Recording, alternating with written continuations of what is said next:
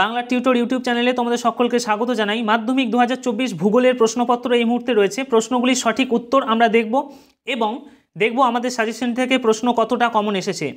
চলে আসছি প্রথমেই ছোট প্রশ্ন এমসিকিউ। একটি বহির্জাত প্রক্রিয়ার উদাহরণ হলো, না সঠিক উত্তর হবে আবহবিকার। তারপর বলা হচ্ছে পার্বত্য হিমবাহের শীর্ষদেশে হিমবাহ ও পর্বত গাত্রের মধ্যে সংকীর্ণ ও গভীর ফাটলগুলিকে কী বলা হয়?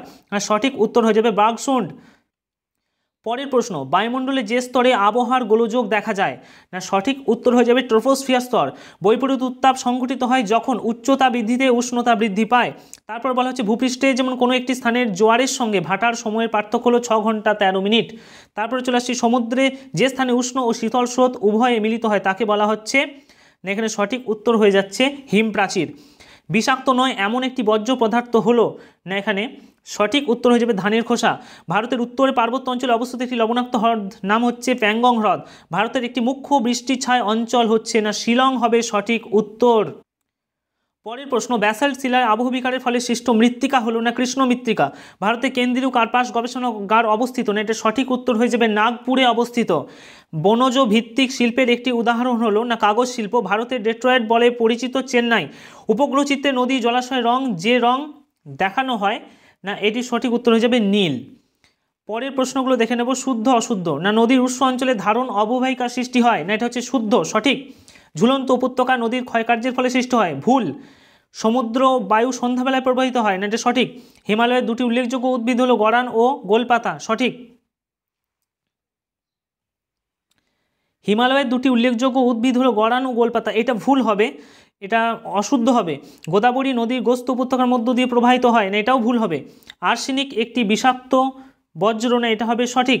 তারপর বলা হচ্ছে মহাকাশে প্রেরিত ভারতের প্রথম কৃত্রিম উপগ্রহ হচ্ছে অ্যাপোলো, এটাও হবে ভুল।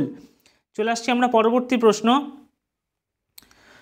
পরবর্তী ক্ষেত্রে দেখে নাও, না প্রপাতকূপ সৃষ্টি হয়, না হবে জলপ্রপাতের পাদদেশে। বায়ুপ্রবাহ সমুদ্রস্রোত বিক্ষিপ্ত হয় কোরিওলিস বলের প্রভাবে। নিরক্ষীয় অঞ্চলে ড্যাশ ধরনের বৃষ্টিপাত সংঘটিত হয়, না নিরক্ষীয় অঞ্চলে পরিচলন বৃষ্টিপাত দেখা যায়।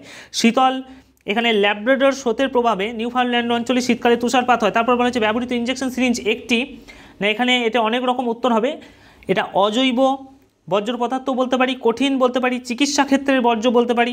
ন্যাপথা একটি, না এটি পেট্রোরসায়ন শিল্পের বর্জ্য।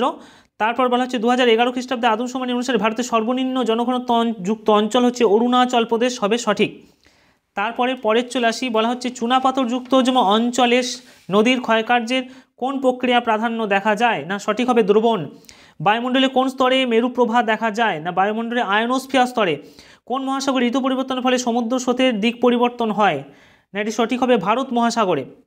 তারপর বলা হচ্ছে কর্ণাটকের ব্যবচ্ছিন্ন মালভূমির নাম লেখো, না এটি হবে মালনাদ।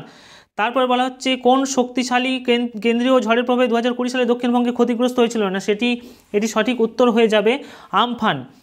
তারপরে বলা হচ্ছে শ্বাসমূল কোন জাতীয় উদ্ভিদের একটি বৈশিষ্ট্য, না লবণাম্বু বা লবণাক্ত, যেটাই বলবো। তারপর বলা হচ্ছে খনিজ তেল ও স্বাভাবিক গ্যাস বহনে কোন পরিবহন মাধ্যম খুব উপযোগী, না সঠিক হবে নলপথ। তারপর বলা হচ্ছে ভূ বৈচিত্র্যসূচক মানচিত্রে যে কাল্পনিক রেখার সাহায্যে ভূমির উচ্চতা দেখানো হয় তাকে বলা হচ্ছে সমোন্নতি রেখা। এরপর ডান দিকের সাথে বাঁ দিকের মিল, এখানে কাশ্মীর উপত্যকা জাফরান, লুনি নদী রাজস্থান, রডোডেন্ড্রন হবে আলপীয় উদ্ভিদ এবং সালেম হবে শঙ্কর ইস্পাত কেন্দ্র। পরবর্তী প্রশ্নগুলো দেখে নাও। অগ্নিভবন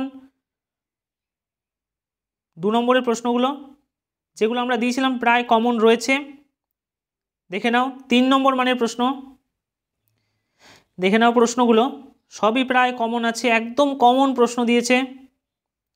আমি বলেছিলাম বায়ুর ক্ষয়কার্য থেকে প্রশ্ন আসবেই, এসেছে। ভারত থেকেও প্রশ্ন কমন রয়েছে। ম্যাপ পয়েন্টিংও প্রায় কমন রয়েছে আমাদের সাজেশন থেকে। এখানেই শেষ হলো আজকের আমাদের আলোচনা।